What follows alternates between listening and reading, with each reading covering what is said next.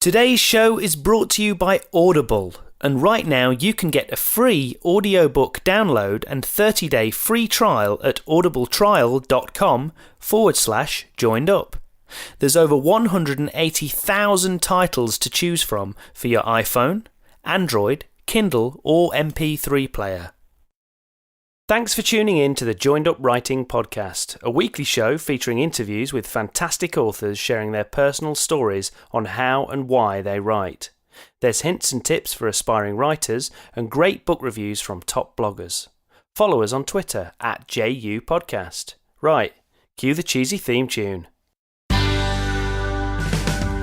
down your pen and stop your typing.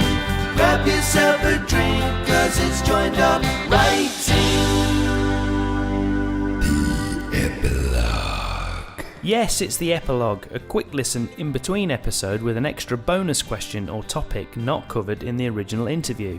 And this week I talked to Juman Malouf about her writing process and what she learned from writing her debut, The Trilogy of Two.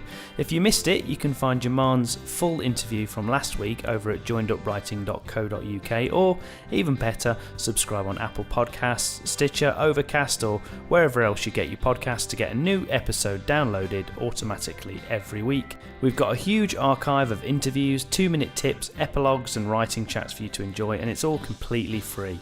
And if you still can't wrap your head around podcast apps, well, what's wrong with you? Get with the programme. But at the very least, just hit the subscribe button over at joinedupwriting.co.uk, and that way you'll get an email every Tuesday to let you know that the new episode is available to listen to, and you'll also pick up any blog posts that I do as we go along as well. Okay, let's cut to the interview.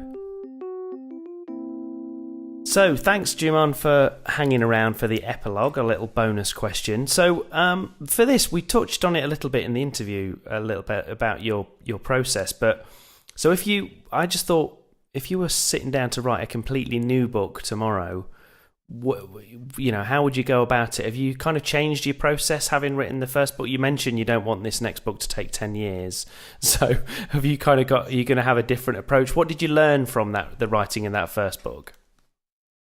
Well, it's interesting because I think one of your guests talked about writing a few novels, and that taught him how to write. And then he finally felt confident, and this was the one you were talking about was published. Yeah, sure. I feel like I wrote this book over and over and over and over again. Sure, yeah.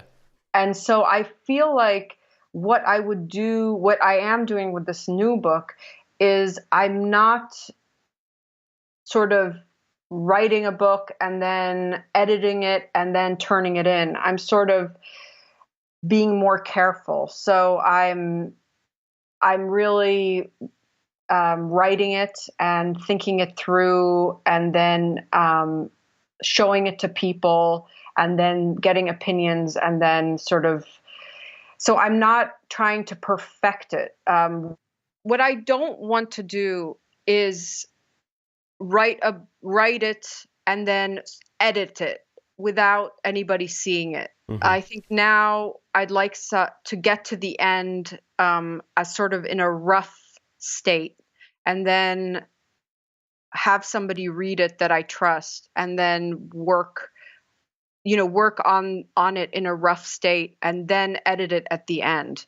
I think what I did was I would just write it, and even though the plot wasn't great, the characters weren't full out, but then I would work on the writing. Mm-hmm. I would spend a lot of time perfecting the writing, and then my agent would say, oh, you have to work on this and that and this, and I'd have to go back into it. It's really laborious as well, isn't it, if you have to do that?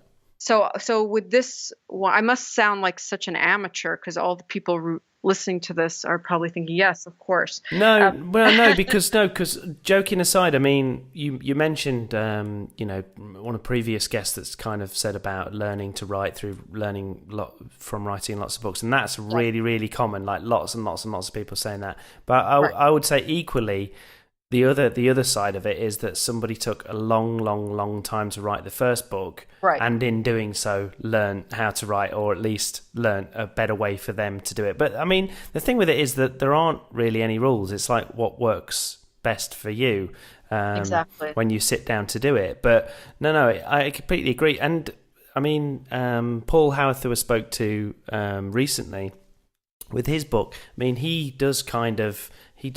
somewhere in between the two. So he'll write sort of quite a big chunk, and then he'll go back and edit, and he'll adjust the plot and make sure he's kind of going in the right direction, and then he'll write another chunk, and then he'll do the same thing. Whereas other people, you know, myself included in the book that I'm just finishing, I've, for the first time, like you, I'm like on my third attempt or whatever, and this time I did think, right, I'm just going to get right to the end of this book without stopping, kind of thing, to worry too much about it. And I went off in all sorts of plot cul-de-sacs, and a character died, and then I brought him back to life because it was the wrong thing to do, and I had all these different kinds of things.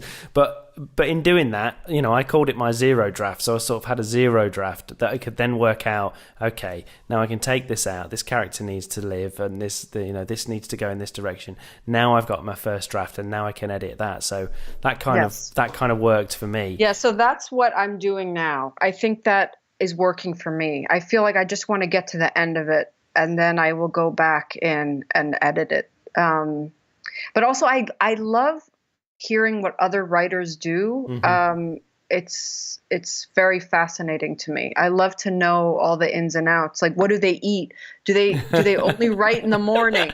A lot of writers feel like that. Yeah. Yeah. So it's good to know, and then you kind of test out what they do, and then you're like, oh no, this is not going to work for me. I mean, there was one point I remember my mom ate a whole box of chocolates, like every few days, and finally she's like, okay, I have to stop this. So, you know, there is all these weird things that we all do. I think when I wrote the trilogy of 2, I wore the same sweater every time I wrote. Your lucky sweater. So, you know, my lucky sweater. But I now have given it up. So let's see what happens. You're embracing the change. I mean, do you find, you talk about that, and again, that's something, you're right, I think most writers are the same. They've got this fascination, like there's some strange formula that they'll discover via another writer that will, you know, transform their writing or whatever, or their productivity. But do you find, have you kind of got a set time that you write? Are you better writing in the morning? Are you better writing at night? Or is it just whenever you can fit it in? Well, now with a child, it's really whenever I can fit it in, but usually I really love the morning. It's before anybody tries to bother you, as early as possible. I'm sure but I guess some people like to write at night. I guess also nighttime. So now after I talk to you, I will probably write. That's good. Because you know, the baby's asleep. I can just sit here. No one's really going to get in touch with me. So, you know, any time that is sort of quiet is the best time. Absolutely. Right. Yeah. I mean, I prefer writing in the morning, but sometimes I have to write at night. Yeah. I just find that my brain's a bit fried at night from a day job. No, it definitely is. But, you know, sometimes I feel like a fried brain is good just in doing a rough, crazy chapter, if you know what I mean. You just write, you don't have as much, you're not as worried about, is this going to be good or bad? Yeah, you're a bit happier to write crap, sort of it's thing. almost like you're hallucinating. So it's sort of good, because then when you go back in it in the morning, then you can kind of make more sense of it, but there's a sort of freedom to it that's good. I agree. Yeah, definitely. Yeah. I think the other thing with it is often some of the best writing, or the best sort of, at least from a productivity point of view, that I've had is when I really, really don't want to write, but I make myself write. I sort of trick myself. I'll often say, I'm just going to do 15 minutes, just 15 minutes. I'll set a timer sometimes and say, I'm just going to do 15 minutes because that's all I've got time to do. And then before you know it, you've been writing for an hour, and, you know, you've stopped the timer and you're just going on and on and on because you've got started. I know. It's great. It's good. You just should trick yourself all the time. Yeah, with most things. I think most things in life that's the case, whether it's weight loss or whatever it is. I think that's so true. I trick myself with like chocolate. I'll say if I write hour, I will get this piece of chocolate. So I do things like that. Yeah, definitely. Or put the chocolate, at the top of a really tall flight of stairs or something, so you at least get some exercise to get the square of chocolate or whatever it is. Exactly, that's right.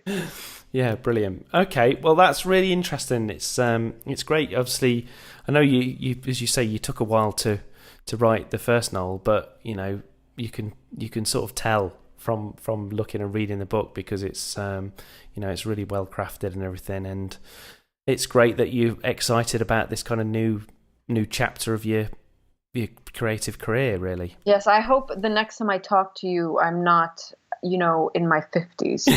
That's what my hope is. You won't be. Yeah. You won't be. Yeah. No. I'm sure of it. I'm sure of it.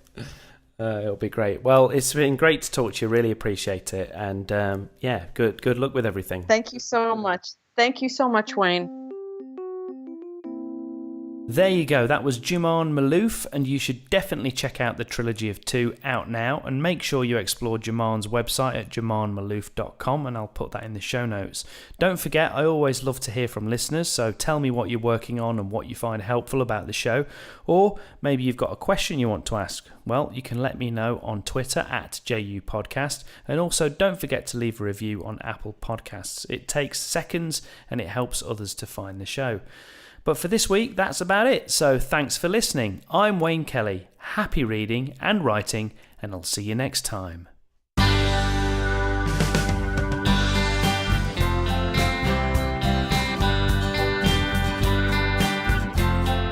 Joined up right